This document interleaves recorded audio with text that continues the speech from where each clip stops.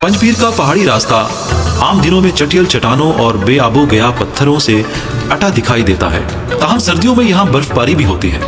यूं बर्फबारी के बायस पंजपीर की चट्टानें सरमाई सयाहत के शौकीन सयाहों की पसंदीदा मंजिल बन जाती हैं।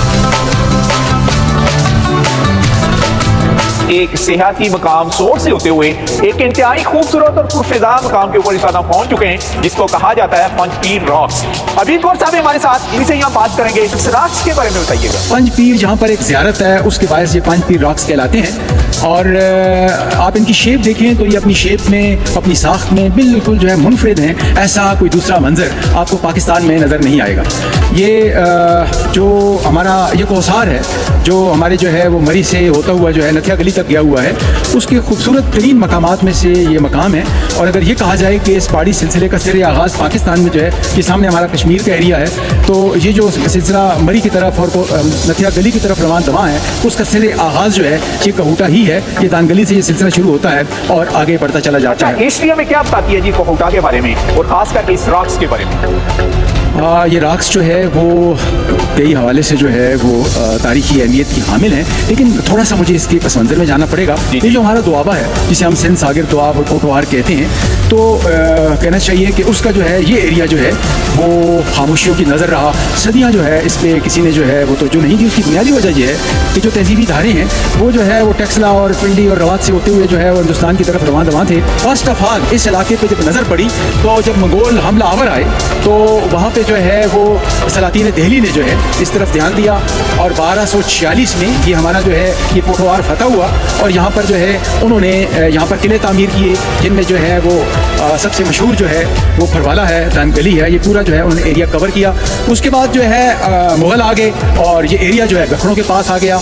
और गखड़ों का जब दौर था तो जब कभी जो है वो किला फरवाला पे हमला होता तो वो गखड़ यहाँ आ जाते और उन किताबों में जो है इसको बालाकोट, कोए बाला, मोरीन और कश्मीर के पहाड़ों के नाम से इसको याद किया गया है। और बाद में ये हुआ कि जो न्याजी थे वो भी जो है सूरियों के मुखालिफ हो गए, उन्होंने भी जो है वहाँ पे पनाह ले ली और सूरी जब भी हमलावर होते तो वो यहाँ पर आ जाते। गोया कि ये वो मकाम है कि जहाँ पर जो है आना बहुत मुश्किल है, ये बहुत ही महफूज है। और यहाँ की जो सबसे जो खूबसूरत बात है वो ये है कि आज आप तशरीफ़ लाए हैं और यहाँ पे जो है खूब है। अदरवाइज़ अगर आप आते तो आपको मंगला से लेकर जो है मारगला तक का बिल्कुल नज़ारा क्लियर मिलता। वो आउट में खैबर पख्तूनख्वा सिर्फ प्रोग्राम करके आ रहा हूँ। इतनी खूबसूरत ऐसी रॉक्स मुझे कहीं खैबर पख्तूनख्वा में नजर नहीं आई। अगर हम नक्शे पर बाकी देशों को रशिया से बदल दें तो ये कितने बड़े दिखेंगे।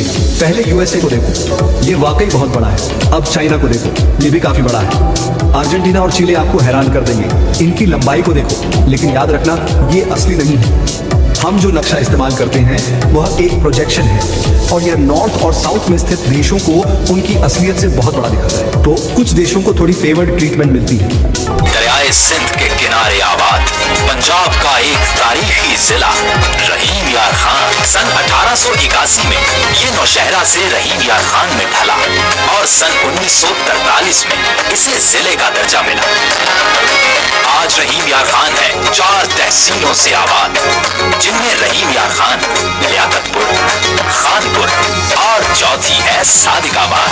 यूं तो यहाँ की ज़रख़ेज़ी और हरियाली है इसकी पहचान, मगर इसके 1/4 हिस्से पर फैला वसीम सहरा, जिसे कहा जाता है चोलिस्तान और यहाँ की जिंदगी अपने आप में एक कशिश है रखती, जिसके हुस्न की तारीफ ख्वाजा गुलाम फरीद की काफियों में है मिलती। इस रेगिस्तान में कभी सिकंदर आजम ने था अपनी आमद का झंडा गाड़ा, जिसका सबूत है यहाँ आज भी मौजूद ये वतन मीनारा। रोही की इस खुश्क जमीन से है तारीख का बरसों पुराना नाता, जिसे चारों तरफ से है अजीम शान